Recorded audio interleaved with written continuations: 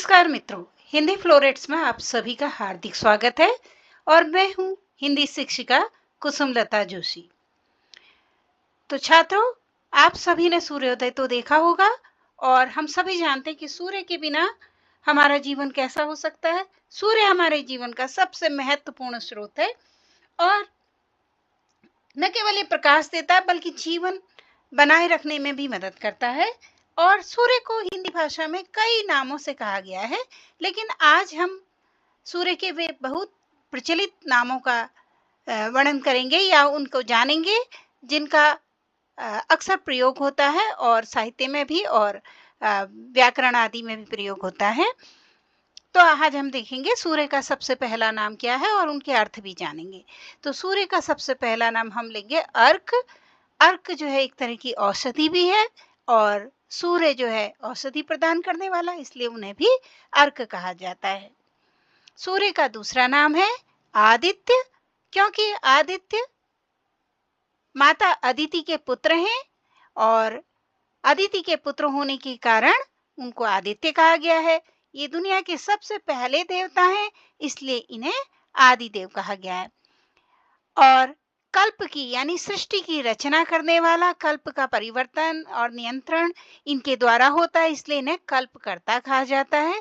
कल्पेश यानी कल्प के स्वामी। सृष्टि काल में हमारे उसमें कई कल्प होते हैं, तो इसलिए इन्हें कल्पेश यानी कल्प का स्वामी भी कहा जाता है। ये आकाश में विचरण करते हैं और एक जगह से दूसरी जाने। ख माने आकाश और ग माने चलने वाला, तो आकाश में चलते रहते हैं, इसलिए इन्हें खग भी कहा जाता है। खेचर यानी आकाश में घूमने वाले और भानु प्रकाश देने वाले, भास्कर प्रकाश उत्पन्न करने वाले। इनका एक और नाम है दिवाकर, क्योंकि इनके आने से ही दिन बनता है। दिन को करने वाले, दिवा को करने वाले दिवाकर। इसी तरह दिवाकर जैसे नाम बना था वैसे ही इनका एक नाम दिनकर है और दिनेश है। दिनकर का अर्थ है दिन का निर्माता और दिनेश का अर्थ है दिन का स्वामी। इनको हम एक नाम सविता नाम से भी पूछते हैं। अक्सर कई बार देखते हैं कि लड़कियों का नाम सविता होता है। एक्चुअली में सविता एक पुल्लिंग शब्द है और जो हमारा गायत्री मंत्र होता है उसमें भी सविता की जो प्रार्थना की जाती है वहां पर भी सविता का अर्थ सूर्य भगवान ही होता है। तो क्योंकि ये सृजन करने वाले हैं, उत्पन्न करने वाले हैं, इसलिए इनका नाम सविता है। और ईश्वर के समरूप हैं, उनके समान ही हैं, तो इनको विष्णु का स्वरूप माना गया है और इन्हें हम सूर्य नारायण कहते हैं। इनके शरीर से हजारों रश्मियां प्रकाश की किरणें निकलती रहती हैं, तो इसलिए इन्हें सहस्त्रांशु कहा जाता है, क्योंकि सहस्त्र अंशु, अंशु माने किरणें और सहस्त्र माने हजारों, हजारों किरणें निकलती रहती हैं इनके शरीर से हमेशा, इसलिए इन्हें सहस्त्रांशु भी कहा गया है। सूर्य भगवान का एक अन्य नाम प्रभाकर है, क्योंकि ये प्रकाश देते हैं, और दूसरा नाम मित्र है, सबको जीवन देने वाले, सबके प्रिय मित्र। मार्तंड इनका नाम इसलिए है क्योंकि ये अदिति माता के 8वें पुत्र हैं। रवि क्योंकि ये चमकते रहते हैं। विवस्वान अत्यंत तेजस्वी हैं, इनके सामने कोई खड़ा नहीं हो सकता।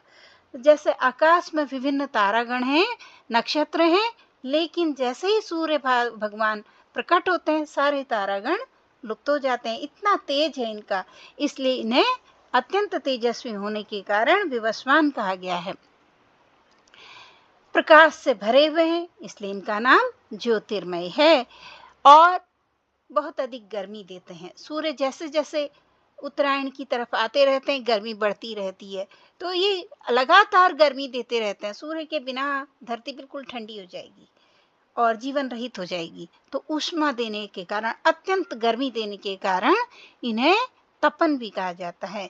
तेज से युक्त हैं इसलिए तेजस्वी, तेज से भरे हुए हैं, अत्यधिक तेज युक्त हैं इसलिए तेजमान और तेजोमय कहा गया है।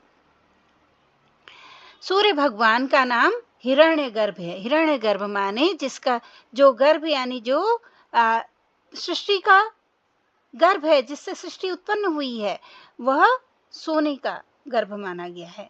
यानी वह एक ऐसी वस्तु जिससे सब कुछ प्रकट होता है। तो स्वर्ण के समान प्रकाश वाला श्रवण गर्भ सूर्य भगवान को कहा गया, सृष्टि का आदि रूप है। श्वेत पद्मधर इनका एक अन्य नाम है, क्योंकि ये अपने हाथ में हमेशा श्वेत कमल का पुष्प धारण करते हैं। कश्यपात्मजम, कश्यप ऋषि के पुत्र हैं, इसलिए उनके आत्मज अर्थात पुत्र, कश्यप ऋषि के पुत्र होने के कारण इनका नाम कश्यपात्मज है। और सर्वलोक पितामह इनका अन्य नाम है, क्योंकि सभी लोगों का पिता की तरह या पितामह की तरह पालन करते हैं। जैसे घर का एक मुखिया होता है, वह सबका पालन करता है, तो उसी तरह ये सभी लोगों का पालन करते हैं और बड़े से बड़े पाप को हर लेते हैं। जितनी भी दुनिया में पाप हैं, पाप का मतलब आप कई तरह की बीमारियों आदि से भी समझ सकते हैं। सूर्य भगवान के सामने आने से हमारे शारीरिक बीमारी, आर्थिक बीमारी और गंदगी जो होती है, वो भी आसपास का जो भी चीज़ें होती हैं, उन सबको सुखा लेते हैं ये। तो इसलिए बड़े से बड़े पापों को भी हर देने वाले हैं। अगर किसी को पाप मुक्त होना है तो सूर्य भगवान की प्रार्थना करनी चाहिए। तो इस तरह हमने देखा कि सूर्य के 30 नाम हमने यहाँ पर सीखे हैं। तो इसी प्रकार हिंदी में सूर्य के सहस्रों नाम हैं, हजारों नाम हैं संस्कृत में। तो यहाँ पर हमने उन नामों को लिया है जो कि बहुत अधिक प्रचलित हैं। तो साथ ही यहाँ पर प्रश्न है कि इन सूर्य के 30 नामों में से जो आज हमने बताए, उनमें से आपने कितने पहली बार पढ़े हैं और आपको इनमें से कौन सा नाम सबसे अच्छा लगा है, उसे कमेंट बॉक्स में लिखिए। साथियों, अगर आप किसी प्रतियोगिता परीक्षा में भाग ले रहे हैं या हिंदी की जानकारी बढ़ाना चाहते हैं अपने, तो लगातार हमारे चैनल को फॉलो कीजिए, सब्सक्राइब कीजिए, शेयर कीजिए और लाइक कीजिए। धन्यवाद।